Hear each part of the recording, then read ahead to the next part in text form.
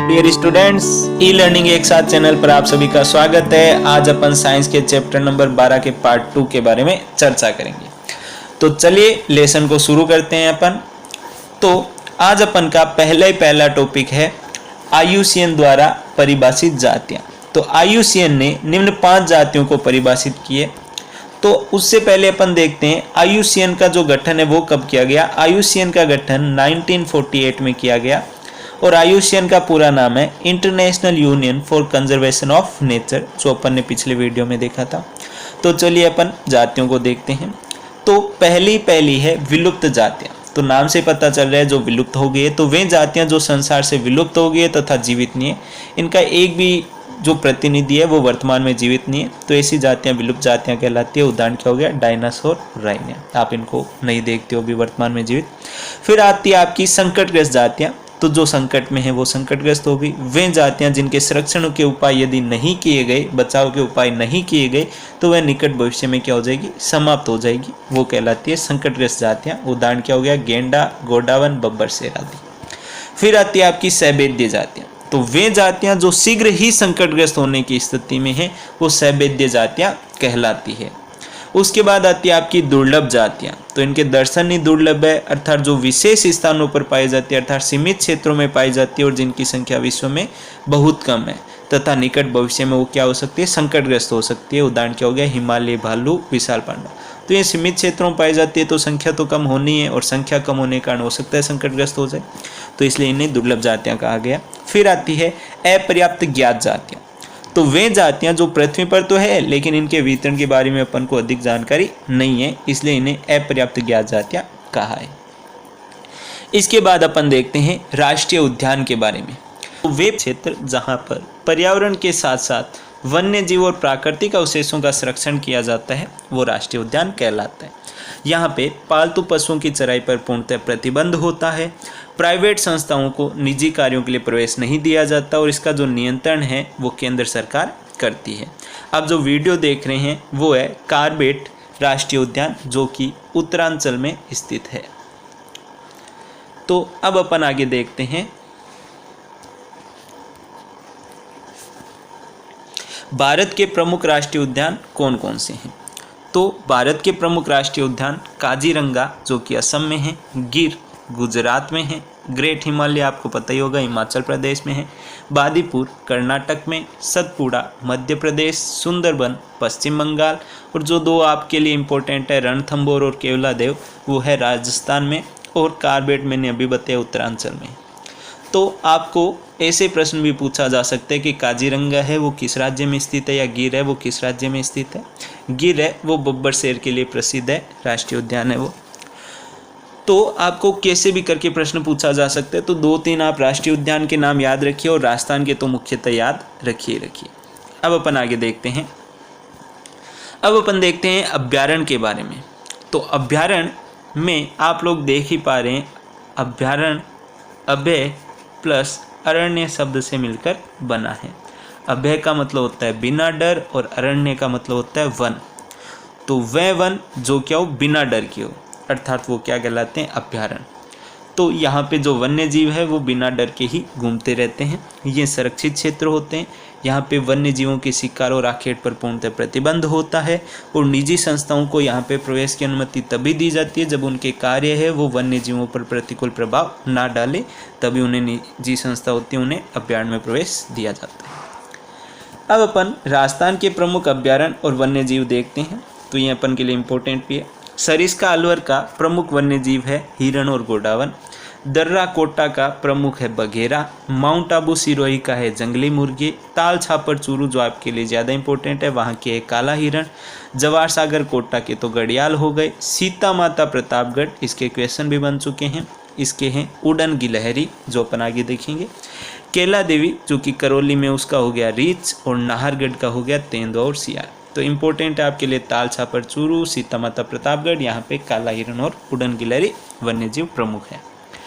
तो अब अपन देखते हैं सरिस्का अलवर में कौन से पाए जाते हैं प्रमुख जीव, हिरण और गोटावन। उसके बाद माउंट आबू सिरोही में जंगली मुर्गी हो गए। अब अपन देखते हैं थाल छापर चूरू में काला हिरण है वो फेमस है जो आप वीडियो में देख ही पा रहे हैं। अपन देख रहे हैं सीता माता प्रतापगढ़ में पाए जाने वाली उड़न गिलहरी के बारे में। वीडियो में आप देख ही पा रहे हैं कि ये किस प्रकार छलांग लगाती है और उसके द्वारा उड़ान भरती है। तो उसके बाद आप कुछ कमेंट कीजिए अपने आंसर। पहला क्वेश्चन है काजीरंगा राष्ट्रीय उद्यान कहाँ स्थित है, तो जल्दी से कमेंट कीजिए। फिर है उड़न गिलहरी और काले हिरण के लिए कौन से अभ्यारण्य प्रसिद्ध है, और विलुप्त और संकटग्रस्त जातियों के दो उदाहरण देने, तो जल्दी से कमेंट कीजिए आपका आंसर। अब अपन पढ़ते हैं जीवमंडल नीचे या फिर बायोस्फीयर रिजर्व के बारे में। तो वे प्राकृतिक क्षेत्र जो वैज्ञानिक अध्ययन के लिए शांत क्षेत्र घोषित होते हैं वो जीवमंडल नीचे या फिर बायोस्फीयर रिजर्व कहलाते हैं। 128 देशों में 669 बायोस्फीयर रिजर्व पाए जाते हैं। भारत में उनमें से 18 है। और ये आपके लिए इम्पोर्टेंट क्वेश्चन, भारत में पहला बायोस्फीयर रिजर्व नीलगिरी में अस्तित्व में आया था, जो कि 1986 में अस्तित्व में आया था। तो अपन भारत के कुछ प्रमुख जैवमंडल नीचे के बारे में पढ़ते हैं। तो एक साइड है उनके प्रदेश जहाँ पे ये जैवमंडल पाए जाते हैं और दूसरी तरफ है इनके नाम। तो अंडमान निकोबार द्वीप समूह में ग्रेट निकोबार जैवमंडल क्षेत्र अस्तित्व में आया। असम में काजीरंगा और मानस, कर्नाटक केरल में नीलगिरी, यूपी में नंदा देवी, पश्चिम बंगाल में सुंदरवन, मध्य प्रदेश में कान्हा, और जो आपके लिए इम्पोर्टेंट है राजस्थान में थार रेगिस्तान।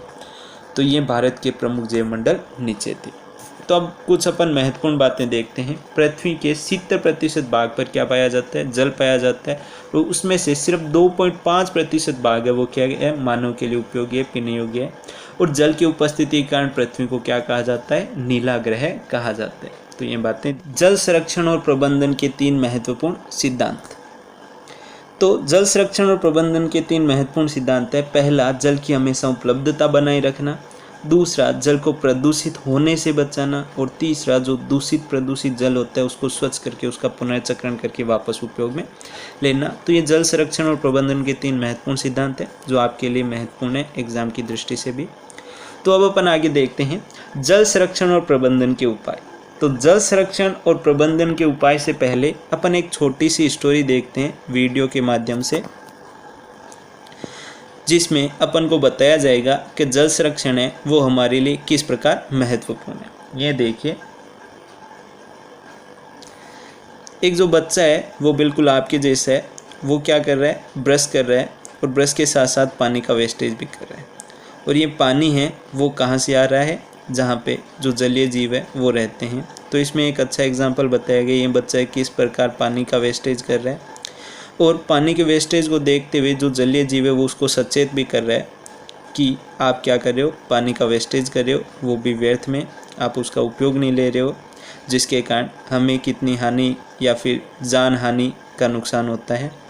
तो इसे देखकर बच्चा तो सचेत हो गया, तो आप भी जल्दी से सचेत हो जाइए और आपको पता भी चल गया होगा कि जल संरक्षण है वो हमारे लिए कितना महत्वपूर्ण है। तो जल संरक्षण और प्रबंधन के उपाय में पहला यही है कि जल को अपन को प्रदूषित होने से रोकना चाहिए। और दूसरा, अभी आपने देखा कि घरों में जल की बर्बादी को रोकना चाहिए। तीसरा, वर्षा के जल का संग्रहण किया जाना चाहिए। चौथा, सिंचाई फव्वारों और बूंद विधि से की जानी चाहिए। और पांचवा, जो जल है उसको पुनर्चक्रित करके काम में लिया जाना चाहिए। और छठा, बाढ़ नियंत्रण के लिए नदियों को परस्पर जोड़ना चाहिए। अब अपन देखते हैं जल संभर प्रबंधन। जल संभर प्रबंधन क्या होता है उसके बारे में देखते हैं अपन। तो जल संभर एक ऐसा क्षेत्र होता है जिसका जल एक बिंदु की ही ओर प्रवाहित होता है। ये सहायक नदी का बेसिन होता है और इसका उपयोग जो छोटे छोटे प्राकृतिक क्षेत्र है इनके विकास के लिए किया जाता है। जल संभर प्रबंधन के अंतर्गत मिट्टी का संरक्षण, बाढ़ नियंत्रण, जल संग्रहण, वृक्षारोपण, सामाजिक वानिकी आदि कार्यक्रम शामिल होते हैं। तो अब कुछ क्वेश्चंस है जो आपको कमेंट बॉक्स में टाइप करने हैं। पहला क्वेश्चन है जल संरक्षण और प्रबंधन के 3 महत्वपूर्ण सिद्धांत, जो मैंने बताया था आपके लिए इम्पोर्टेंट है। अगला है नीला ग्रह किसे कहा जाता है। और ये एक और इम्पोर्टेंट क्वेश्चन, भारत का पहला बायोस्फीयर रिजर्व कौन सा है और इसे कब घोषित किया गया। तो जल्दी से अपने आंसर है वो कमेंट बॉक्स में टाइप कीजिए। अब अपन देखेंगे राजस्थान में जल संचयन की जो स्वदेशी पद्धतियाँ हैं वो कौन कौन सी हैं। तो इसका क्वेश्चन सीधा ही आता है कि राजस्थान में जल संचयन की स्वदेशी पद्धतियों के कोई 3 या 2 नाम लिखिए। तो पहला है खड़ीन, दूसरा तालाब, झील, बावड़ी और टोबा। तो सबसे पहले अपन देखते हैं खड़ीन के बारे में। तो खड़ीन होता है वो मिट्टी का बना अस्थायी तालाब होता है। यहाँ आप चित्र में देख रहे हैं खड़ीन का। ये ढाल वाली भूमि के नीचे निर्मित होता है। इसके दो तरफ मिट्टी की दीवार और तीसरी तरफ मजबूत पत्थर की दीवार होती है।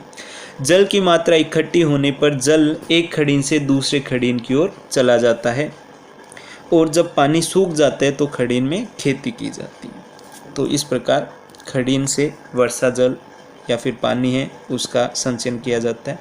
फिर आता है तालाब।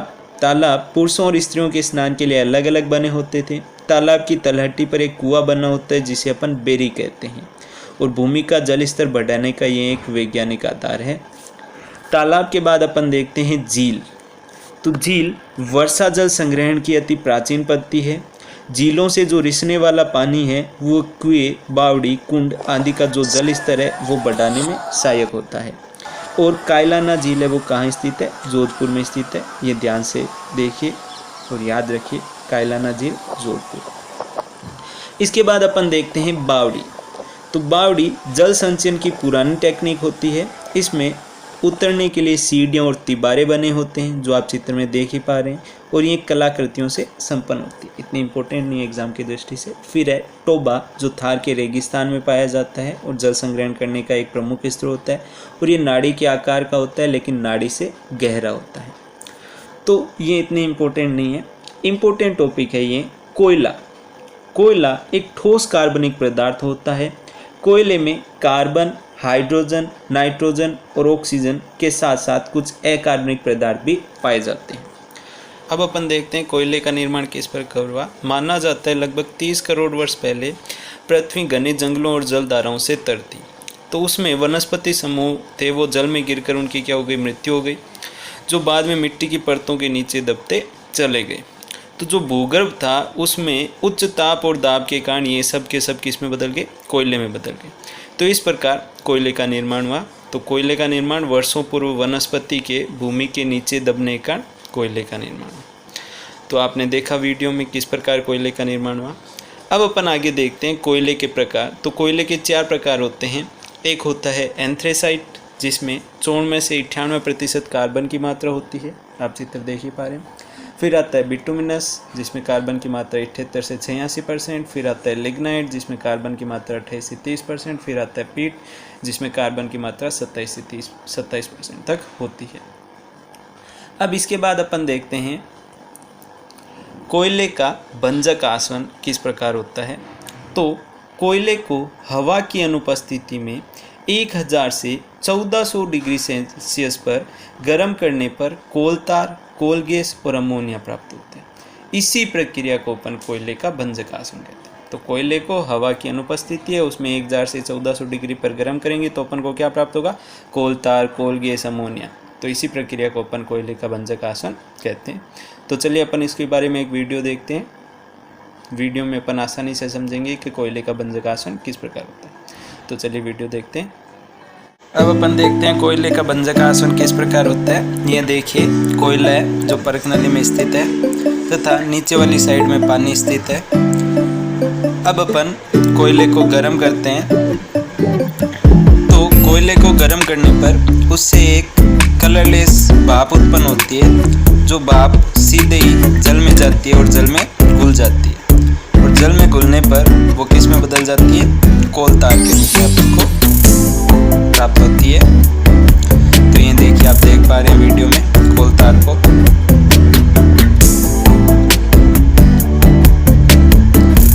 फिर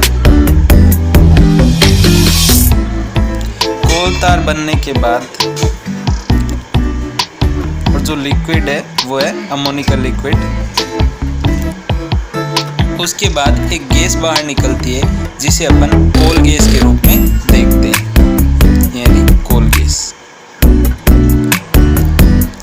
और जो पीछे बचता है वो होता है कोक। तो इस प्रकार हमें कोक, कोलतार और कोल गैस प्राप्त होती है। तो ये देखिए ये कार्बन की संरचनाएं हैं जिनमें से ये जल के रूप में आया और जल से ऑक्सीजन है वो कार्बन के साथ क्रिया करता है और क्रिया करके कार्बन मोनोऑक्साइड बना लेता है और हाइड्रोजन अलग हो जाते हैं जिन्हें अपन वाटर गैस के रूप में देखते हैं।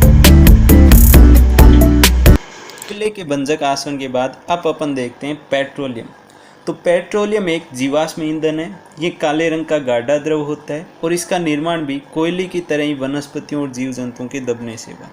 पेट्रोलियम को अपरिष्कृत तेल, कच्चा तेल और चट्टानों का तेल के नाम से भी जाना जाता है। अब अपन देखते हैं कि पेट्रोलियम के प्रभाजी आसवन से अपन को क्या क्या प्राप्त होते हैं। तो पेट्रोलियम के प्रभाजी आसवन से अपन को पेट्रोल, डीजल, केरोसिन, प्राकृतिक गैस, वैसलीन और स्नेहक प्राप्त होते हैं। तो ये आपके लिए इम्पोर्टेंट है, इसमें से कुछ भी पूछा जा सकता है कि नहीं 2 या 3 के नाम। अब अपन देखते हैं बायोडीजल। तो बायोडीजल डीजल के समतुल्य ईंधन होता है।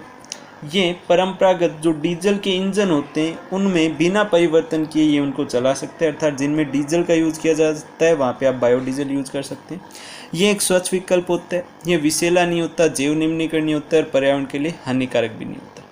तो इसलिए इसे भविष्य का ईंधन भी कहा जाता है, फ्यूचर ऑफ फ्यूल। इसलिए इसे क्या कहा जाता है, फ्यूचर ऑफ फ्यूल या फिर भविष्य का ईंधन।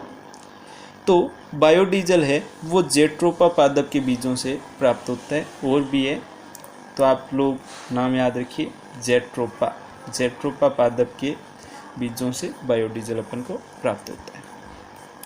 अब अपन देखते हैं सतत पोषणीय विकास किसे कहते हैं।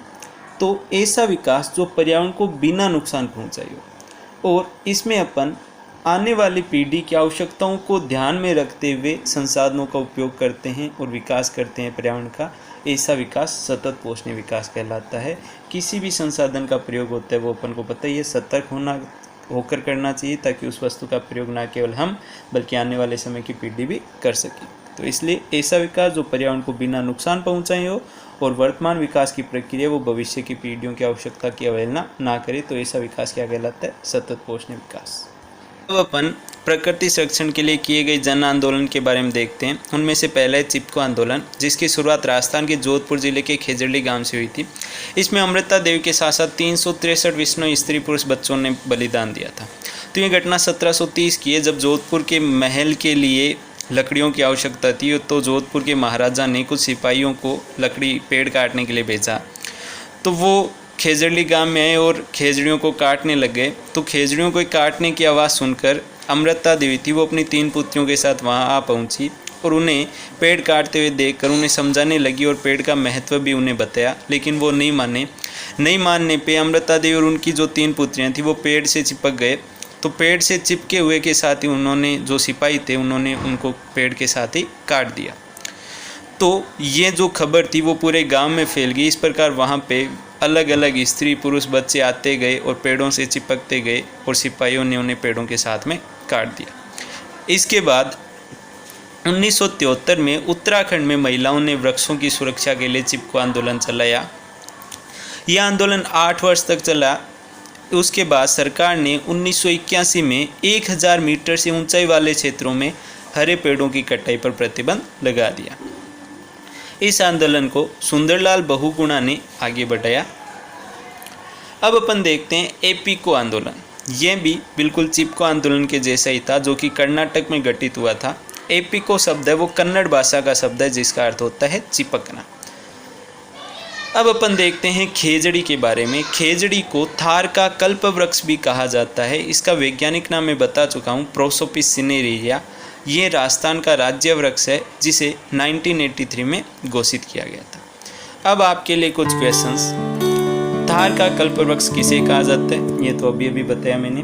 फिर आता है भविष्य का ईंधन किसे कहा जाता है। भविष्य का ईंधन के लिए एक आपको मैं बता देता हूँ, सरकार ने इसको बढ़ावा देने के लिए, जो भविष्य का ईंधन है इसको बढ़ावा देने के लिए बायोफ्यूल मिशन और बायोफ्यूल अथॉरिटी का भी गठन किया है। तो ये भी ध्यान रखना। तो अब आप बताइए भविष्य का ईंधन किसे कहा जाता है।